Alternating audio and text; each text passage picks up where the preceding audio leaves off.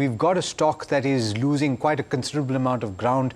PNB Housing, we did speak about this. The stock is under pressure because Girish Kousgi is set to leave the company after a 3-year stint as Managing Director and Chief Executive Officer. We're joined by Ashok Chandra, who's the Managing Director and Chief Executive Officer of Punjab National Bank, which is the primary shareholder, the primary stakeholder, promoter of the company PNB Housing. Mr. Chandra, thanks so much for taking the time. It seems this has taken the share market, the equity market by surprise, and shareholders seem to be concerned because this was not anticipated.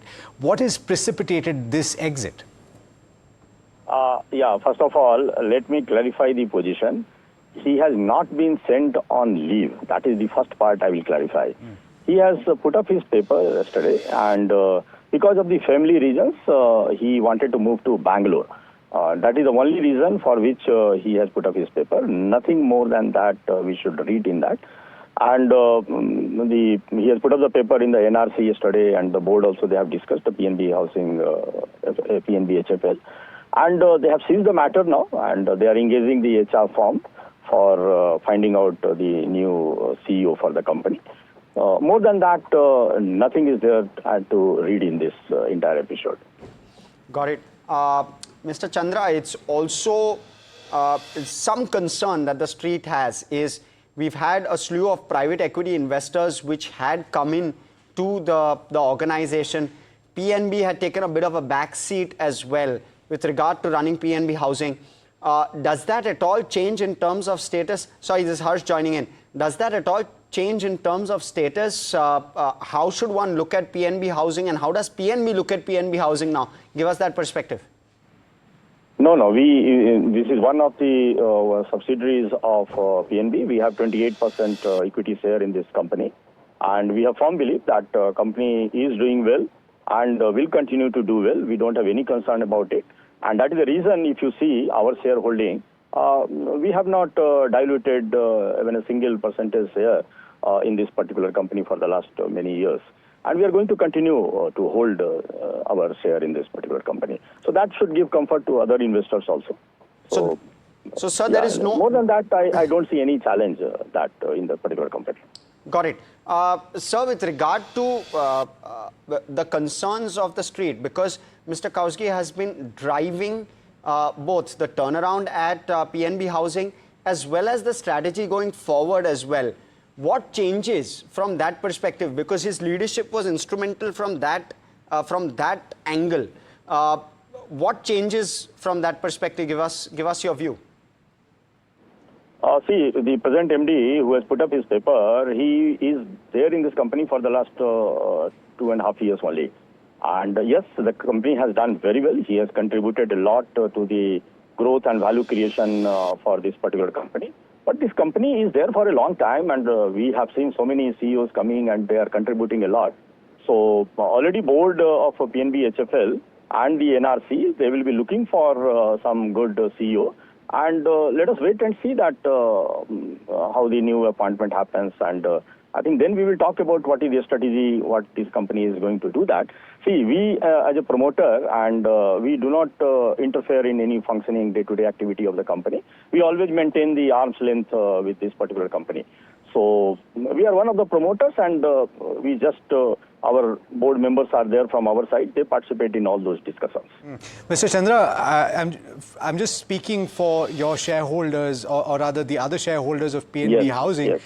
And the question mark, especially when you're talking about a financial company, is a vacuum that an exit from the corner office leaves because strategy and implementation of strategy on an ongoing basis becomes challenging.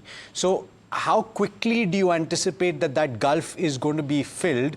And would you consider internal candidates along with external candidates, or is it primarily external? See, first of all, from the corporate governance point of view, it is not ideally correct for me to say anything what sort of things are going to happen, because there is a separate board, separate NRC is there, and they have seized the matter, and what I also understand from the my people who are there on the board, that the process has already been initiated. So let us see. And the company, what I understand, that the company has a good succession planning, and I think whatever the time gap is there in coming with the new CEO, I think the leadership team of PNB HFL, they will take care and they will take it forward. Mr. Chandra, how comfortable are you with the guidances that have already been provided by PNB Housing? Do those at all change? Is there a risk of that, given this large exit and given that Mr. Kousgi was primarily responsible for giving out those guidances? How much can the company stick to that? See, as of now, I don't see any challenge in whatever the commitment is there, because commitment comes from the company side. It is not only the MD is driving. I think the entire top leadership team of any company that also drives the company. So any strategy or any goal which the company would have set up, I think definitely the company top management team will drive that particular company. And by the time, I think definitely new CEO also will be in place. They are already, I think board and NRC, they've already started the process. All right. I think let us wait and see. I don't see much challenge or further to read more about this resignation. Got it. Absolutely important having you clarify those things to us, Mr. Chandra. Thanks so much for taking the time. Pleasure having you. All right. I do want to toss it back to Sameer Dalal. Sameer, I know you've spoken about PNB Housing, but now that you've had the opportunity to listen to the promoter, 28% stake is what they have, and the fact that they're stipulating that they don't anticipate that there will be a diminishing of the targets or the strategy. Would you say that this provides an opportunity to double down if you're a current investor, or get in if you aren't?